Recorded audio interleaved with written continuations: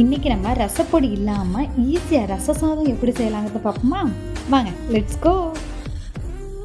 அதுக்கு ஒரு மிக்ஸி ஜாரில் நான் வந்துட்டு ஒரு 1/4 ஸ்பூன் வெந்தயம், 1/4 ஸ்பூன் மிளகு, 1/4 ஸ்பூன் சீரகம், 2 பல் பூண்டு எல்லாத்தையும் கிரைண்ட் பண்ணி நல்லா அழகாக எடுத்து வச்சுக்கிட்டேன். இன்னொரு பக்கம் பார்த்திங்கன்னா ஊற வச்ச அரிசி, அதாவது 3/4 கப்பு அரிசி, 1/4 கப்பு பருப்பு எல்லாத்தையும் சேர்த்து ஊற வச்சு எடுத்து வச்சுருக்கேன். அதுக்கப்புறம் நெல்லிக்காய் சைஸ் புளி ஊற வச்ச தண்ணியை எடுத்து ஒரு பக்கமாக மாற்றி வச்சுக்கலாம். நெக்ஸ்ட்டு என்னென்ன இன்க்ரீடியன்ட் பார்த்திங்கன்னா கொத்தமல்லி ஒரு கைப்பிடி அளவு, அப்புறம் ஒரு தக்காளி, ஒரு சின்ன 2 பல் பூண்டை வந்துட்டு நறுக்கி எடுத்து வச்சுருக்கேன் தனியாக. அப்புறம் நம்ம கிரைண்ட் பண்ணி வச்ச மசால் பொடி.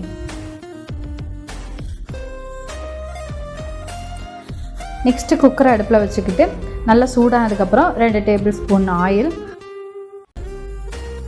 எண்ணெய் சூடானதும் கடுகு கொஞ்சம் அளவு போட்டுக்கலாம், 1/4 டீஸ்பூன் ஜீரகம், அப்புறம் ஒரு கைப்பிடி அளவுக்கு கருவேப்பிலை போட்டு நல்லா தாளிச்சிடலாம். தென் நம்ம நறுக்கி வச்சுருக்க தக்காளி போட்டலாம், நல்லா வதக்கி விட்ருங்க. அந்த தக்காளியிலேருந்து அந்த தோல் வந்துட்டு தனியாக பிரிஞ்சு வர்ற வரைக்கும் நல்லா வதக்கிடுங்க. அப்போ தான் வந்துட்டு சாதம் நல்லாயிருக்கும். நல்லா வதக்கிக்கோங்க.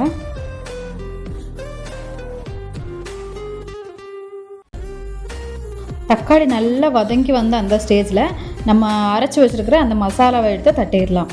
தட்டி மசாலாவை தட்டினதுமே நல்லா கிளறி விட்டுருங்க. நல்லா மிக்ஸ் பண்ணதுமே அந்த ரசத்தோட வாசனை உங்களுக்கு அது ஃபீல் ஆக ஆரம்பிச்சிடும்.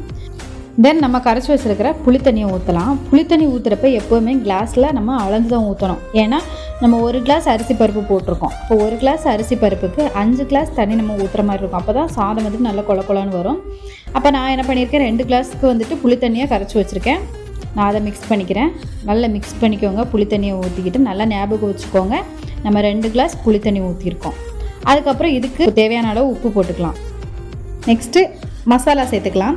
காரத்துக்கு தேவையான அளவுக்கு மிளகாய் பொடி போட்டுக்கோங்க. அதுக்கப்புறம் ஒரு பிஞ்ச் அளவுக்கு மஞ்சள் தூள் போட்டுக்கோங்க. 3 டேபிள் ஸ்பூன் மல்லித்தூள் போட்டுக்கோங்க.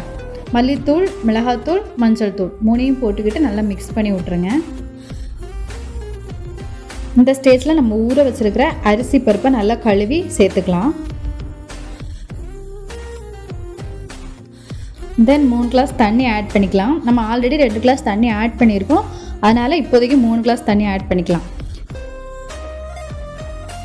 தென் தேவையான அளவு உப்பு, அப்புறம் நம்ம நறுக்கி வச்சுருக்கிற மல்லித்தலையை மேலாப்பில் தூவி விட்டுடலாம். விட்டுட்டு குக்கரை மூடி 3 விசில் விட்டு எடுத்தோன்னா நமக்கு சுவையான ரச சாதம் ரெடி.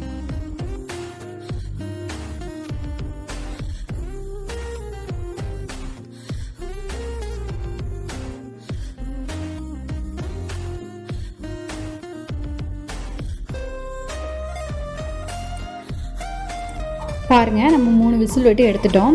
நமக்கு ரச சாதம் ரெடி ஆயிடுச்சு. இந்த ரச சாதம் பார்த்திங்கன்னா இருமல், சளி அந்த மாதிரி இருக்கிற நம்ம குழந்தைங்களுக்கு, அப்புறம் ஈஸியாக நம்ம சீக்கிரமாக வேலையை முடிக்கணும், ஈஸியாக ஏதாவது செய்யணும்னு நினைக்கிற நம்மள மாதிரி பெண்களுக்கு, அப்புறம் பேச்சுலர்ஸாக தங்கி இருக்கிற பசங்களுக்கு, பொண்ணுங்களுக்கு எல்லாருக்குமே செய்யக்கூடிய ஈஸியான ஒரு ரெசிபி. கண்டிப்பாக ட்ரை பண்ணி பாருங்கள். இது கூட அப்பளம் வச்சு சாப்பிட்டு பாருங்கள், அவ்வளோ டேஸ்ட்டாக இருக்கும். இந்த ரசம் சாப்பிட மாட்டேன், அதெல்லாம் பிடிக்காது அப்படின்னு சொல்கிறவங்களுக்கெல்லாம் இதை செஞ்சு கொடுங்க, கண்டிப்பாக சாப்பிடுவாங்க. தென் தேங்க்யூ ஃபார் வாட்சிங்.